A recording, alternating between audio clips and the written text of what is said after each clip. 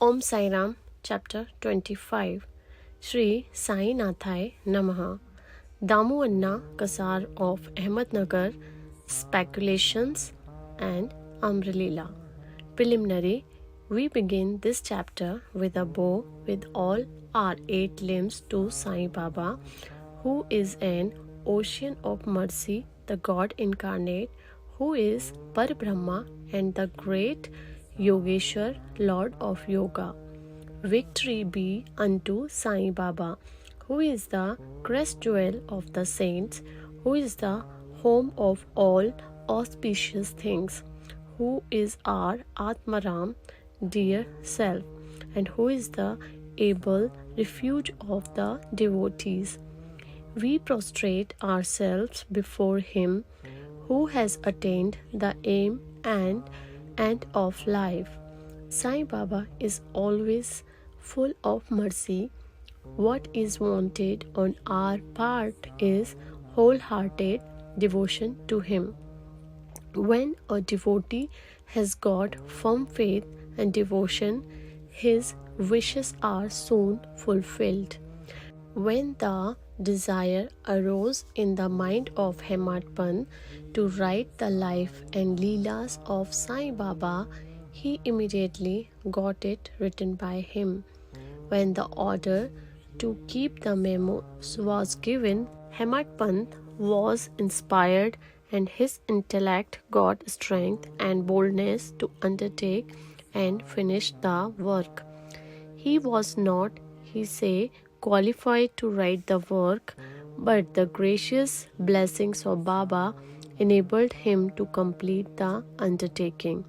And thus you have this Satcharitra, which is a Somakan jewel, from which nectar in the form of Sai Leelas oozes out for the readers to drink to their heart's content. Whenever a devotee had complete and wholehearted devotion to Sai Baba, all his calamities and dangers were warded off and his welfare attended to by Baba.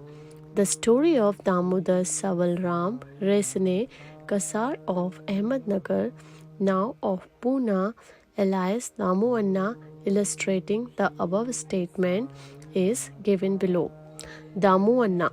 The readers are aware that a mention of this gentleman was made in the 6th chapter regarding the celebration of Ram Navami festival in Shirdi. He went to Shirdi about the year 1895 when the Ram Navami Utsav celebration began, and from that time he has been providing an ornamental flag on that occasion every year. He also feeds the poor and the fakirs that come there for the festival. His speculations. Cotton. A Bombay friend of Damu Anna wrote to him that they should do some cotton speculation business in partnership, which would bring them about 2 lakhs of rupees as profit. Damu Anna says in his statement made about the year 1936 to Mr. B.V. Narasimha Swami that the proposal about speculating at Bombay in cotton was from a broker who was not to be a partner, and that he, Damu Anna, was to be the solo adventurer. White, page number 75 of the Devotees' Experiences, part 2nd. The broker wrote that the business was good and involved no risks, and that the opportunity should not be lost. Damu Anna was oscillating in his mind. He could not at once determine to venture in the speculation. He thought about this, and as he was a devotee of Baba, he wrote a detailed letter to Shama giving all the facts and requested him to consult Baba and take his advice in the matter. Shama got the letter next day, and when he came with it at noon to the masjid and placed it before Baba, he asked Shama what the matter was. what the paper was about. He replied that Damu Anna of Nagar wanted to consult him about something. Then Baba said, "What does he write and what does he plan?" It seems that he wants to catch the sky and that he is not content with what God has given him. Read this letter. Shama then said, "The letter contains what you have just said now. O Deva, you sit here calm and composed and agitate the devotees, and when they get restless, you draw them here, some in person and others through letters. If you know the contents of the letter, why do you then press me to read it?" Baba said, "O Shama, read it please. I speak at random, and who believes me?" Then Shama read the letter, and Baba heard it attentively and said feelingly, "The Sheth Damunna has gone mad. Write to him in reply that nothing is wanting in his house. Let him be content with the half loaf bread he has now, and let him not bother himself about legs." Shama sent the reply which Damu Anna was anxiously waiting for. Reading it, he found that all his hopes and prospects about lakhs of rupees as profit were dashed to the ground. He thought that he had done a mistake in consulting Baba, but as Shama had hinted in the reply that there was always much difference in seeing and hearing, and that therefore he should come to Shirdi personally and see Baba, he thought it advisable to go to Shirdi and consult Baba personally about the affair. So he went to Shirdi, saw Baba, prostrated himself before him, and sat shampooing his legs. He had no courage to ask Baba openly about the speculation, but he thought in his mind that it would be better if some share in the business should be assigned to Baba, and said in his mind that if Baba were to help him in this transaction, he would surrender some share of profits to him. Damu Anna was thus thinking secretly in his mind, but nothing was veiled from Baba. Everything past, present, and future were clear to him as an amlaka fruit in hand. A child wants sweets, but its mother gives bitter pills. The former spoils its health, while the latter improve it. So the mother, looking to the welfare of her infant, coaxes it and gives it bitter pills.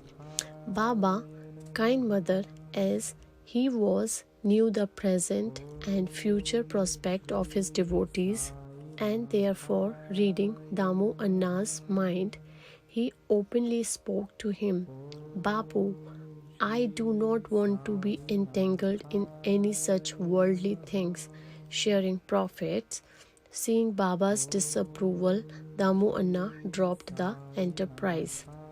Second, grain dealing. Then he thought of trading in grain, rice, wheat, and other groceries. Baba read also this thought and said to him, "You will be buying at 5 sets and selling at 7 sets a rupee." So this business was also given up. The rise in the prices of grain was kept up for some time, but Baba's prophecy seemed to be falsified. But in a month or two, there was abundant rain everywhere, and the prices suddenly fell down, and therefore those who stored grains suffered a severe loss. Damu Anna was saved from this fate. Needless to say that the cotton speculation, which was conducted by the broker with the help of another merchant, also collapsed with a severe loss to the adventurers. After seeing that Baba had saved him from 2 severe losses in cotton and grain speculations.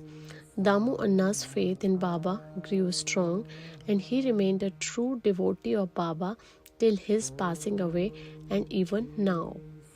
Amra-Leela Mango Miracle. Once a parcel of about 300 good mangoes was received at Shirdi. It was sent from Goa by one Mamaldar named Rale to Sai Baba in the name of Shama. Why it was opened, all the mangoes were found to be in a good condition. They were given in Shama's charge, and only 4 were retained and placed in the Columba pot by Baba.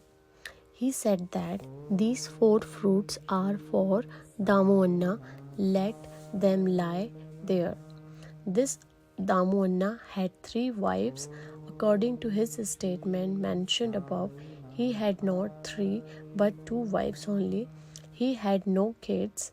He consulted many astrologers and himself studied astrology to some extent and found that as there was a Papi inauspicious planet in his horoscope, there was no prospect of any kids to him in this life.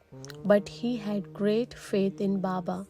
When he went to Shirdi 2 hours after the receipt of the mango parcel for worshipping Baba, he said, though other people are looking for the mangoes, they are Damias. He whose they are should eat and die. Damu Anna, on hearing these words, was first shocked, but on Mahalsapati, a prominent Shirdi devotee, explaining to him that death meant the death of the little self or egos, and to have it at Baba's feet was a blessing. He said that he would accept the fruits and eat them. But Baba said to him, do not eat yourself, but give them to your junior wife. This Amra-Leela mango miracle of 4 mangoes will give her 4 sons and 4 daughters. This was done, and ultimately, in due course, it was found Baba's words turned out true and not those of the astrologers. Baba's speech established its efficacy or greatness while he was living in the flesh, but wonder of wonders, it did the same even after his passing away. Baba said, believe me, though I pass away, my bones in my tomb will give you hope and confidence. Not only myself, but my tomb would be speaking, moving, and communicating with those who would surrender themselves wholeheartedly to me. Do not be anxious that I should be absent from you. You will hear my bones speaking and discussing your welfare. But remember me always, believe in me, heart and soul, and then you will be most benefited. Prayer. Hemadpant closes this chapter with a prayer. O Sai Sadguru, the wish fulfilling tree of Bhaktas, let us never forget and lose sight of your feet. We have been troubled with the ins and outs in this sansar. Now free us from the cycle of births and deaths. Restrain us from the outgoing of our senses to their objects, and introvert us and bring us face to face with the Atma, Self. As long as this outgoing tendency of the senses and the mind is not checked, there is no prospect of self-realization.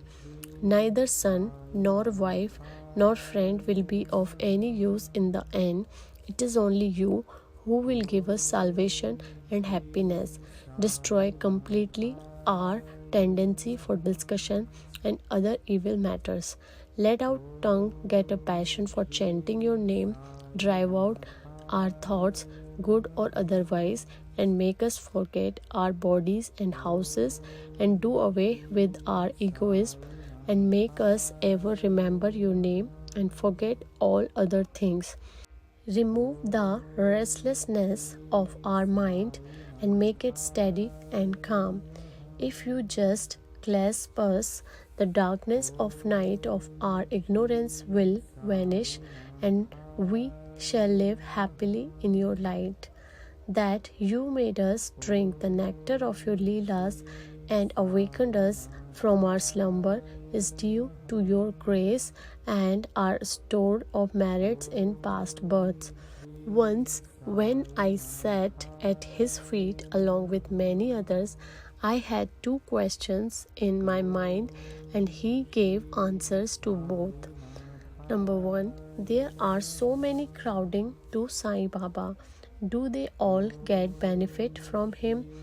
To this, he replied orally, look at the mango tree in blossom. If all the flowers brought fruit, what a splendid crop it would be. But do they? Most fall off either as flowers or as unripe fruits by wind, etc. Very few remain. The second question was about myself. If Baba were to pass away, how hopelessly adrift I would be, and how am I to fare then? To this Baba answered that he would be with me when and whenever I thought of him. That promise he had kept up before 1918 and has been keeping up after 1918. He is still with me. He is still guiding me. This was about 1910-11 when brothers separated from me and my sister died, and there was a theft and police inquiry, all of which incident upset me very much.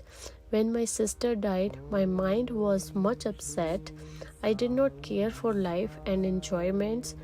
When I went to Baba, he pacified me with his Upadesh and made me eat at feast of Puran Poli at Appa Kulkarni's house and get pasted with sandal. There was a theft in my house. A 30 years friend of mine stole my wife's jewel box, including her auspicious Nathi nose ring. I wept before Baba's photo. The next day, the man returned the jewel box and prayed for pardon. Om Namo Shri Sai NATHAYA NAMAHA. End of chapter 25. Bow to Shri Sai. Peace be to all. Om Sai Ram.